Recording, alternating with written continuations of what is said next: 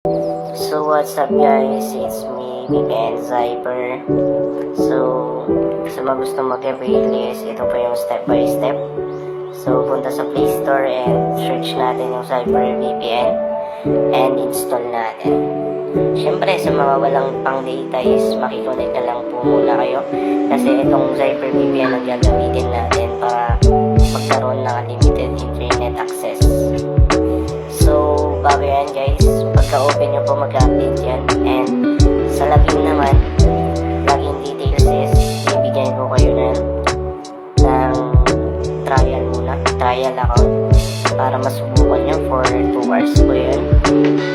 Then if nasubukan nyo and nag-start nyo mag-avail po kayo, then yan palitan lang natin ng kahit anong server dyan.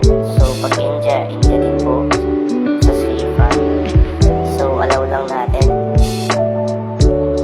Then, syempre, turn on natin yung data.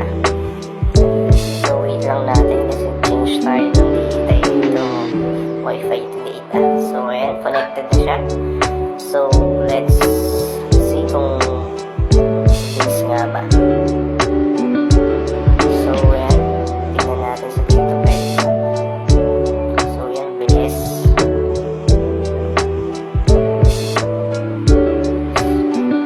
So, saan ka pa guys, diba? Limited internet. Isa na mag-load ka pa ng 100 pesos per week. Eh, hindi mo naman magagamit yun ng 1 week. Maubos din siya agad. So, dito ka na lang sa Zyper VPN.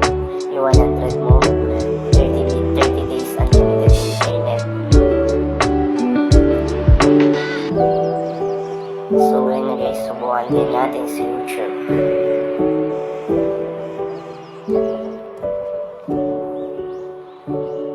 Please, grabe.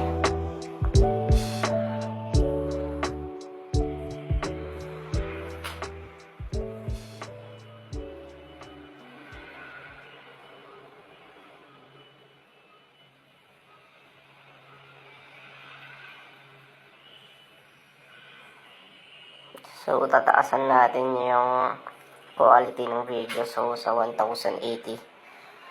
So, yan. Bilis nga siya guys.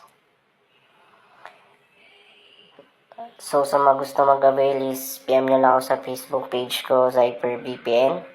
So Zyper VPN is out.